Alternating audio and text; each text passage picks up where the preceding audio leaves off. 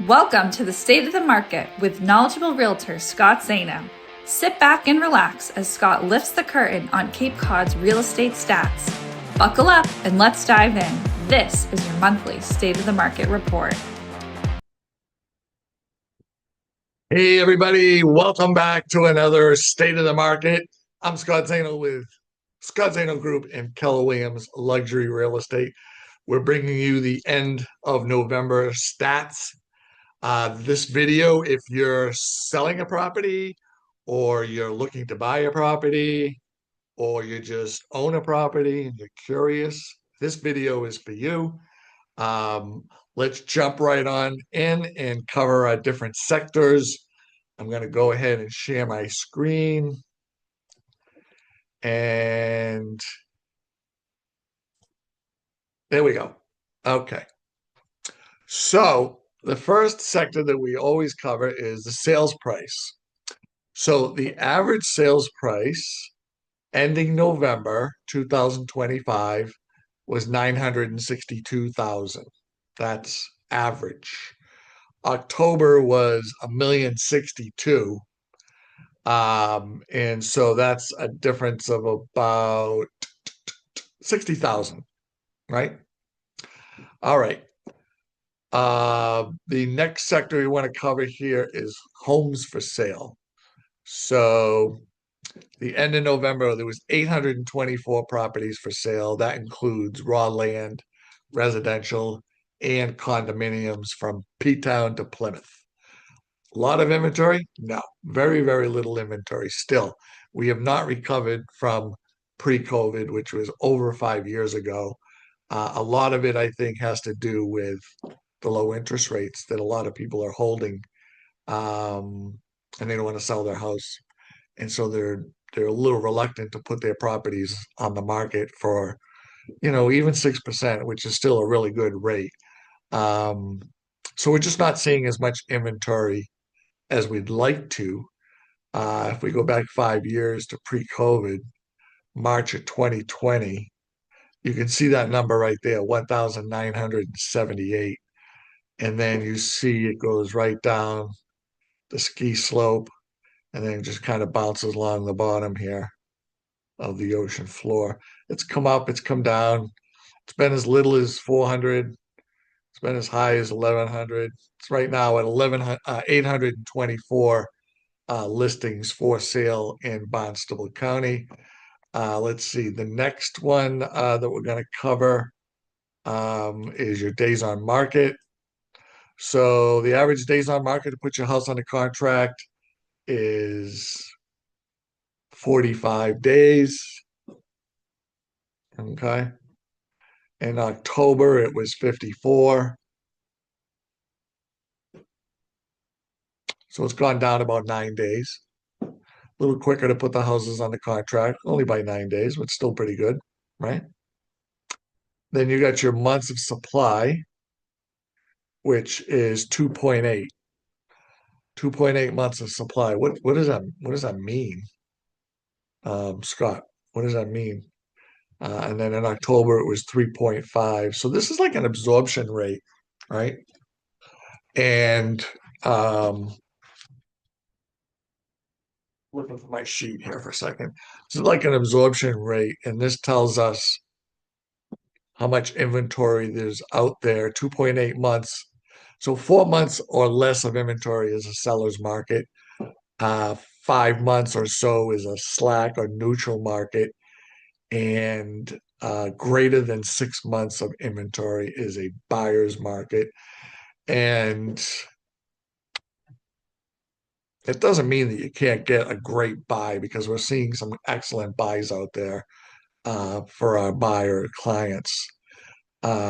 This is just kind of tells you how much inventory is out there and what type of market it is. So 2.8 months, we're in a seller's market. We've been in a seller's market now since, I mean, the last time it was really a buyer's market, it was, probably before COVID, which was more of a neutral market.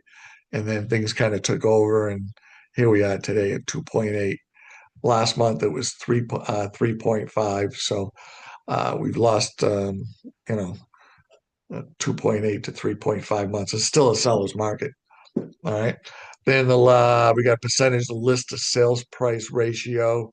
So this tells us if you put your house on the market for $1 million, how much should you expect to get for a offer?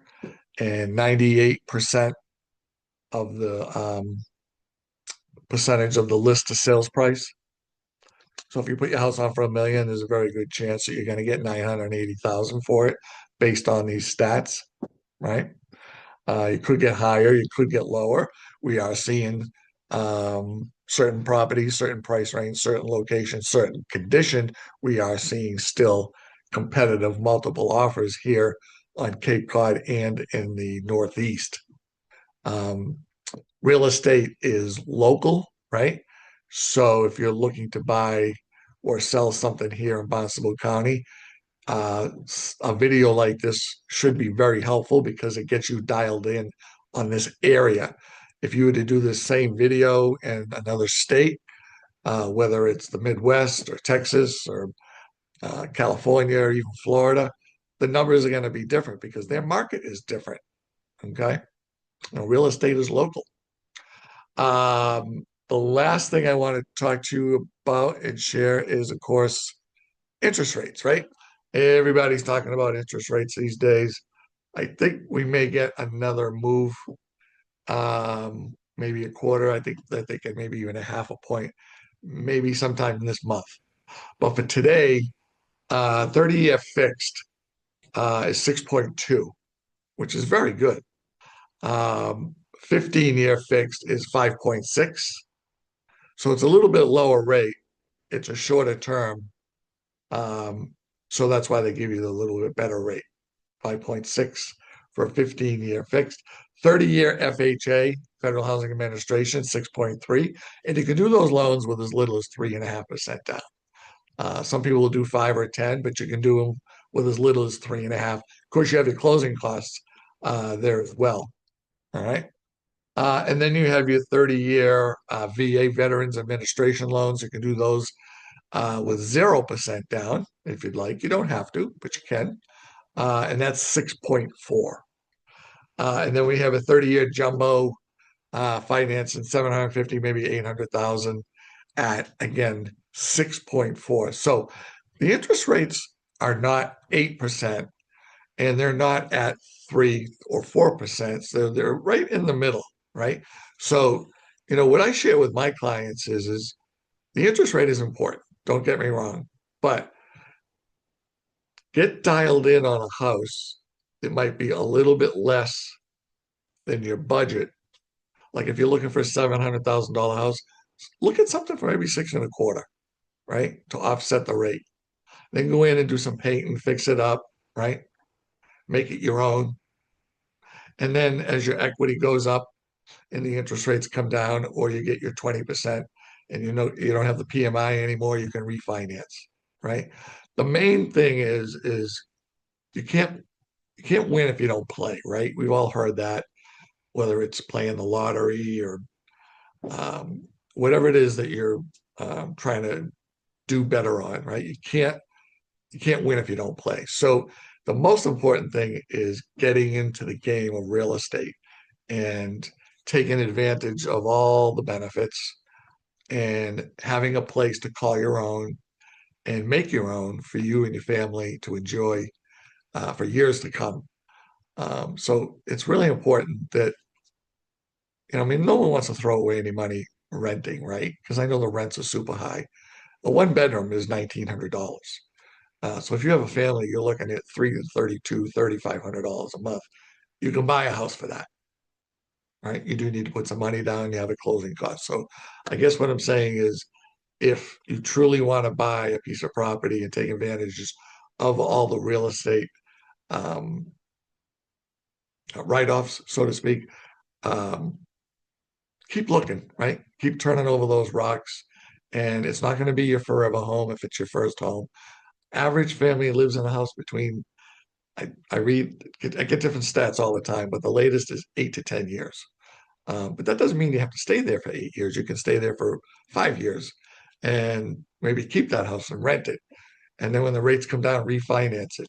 and rent it out and go buy another one, right? And build your real estate portfolio that way. So they have it for the end of November, state of the market for Cape Cod and the Islands from Plymouth to P-Town. If you have any questions, please give me a call at 508-566-0051 or shoot me an email at sjzaino@gmail.com. My door is always open. Thank you so much. Talk to you soon.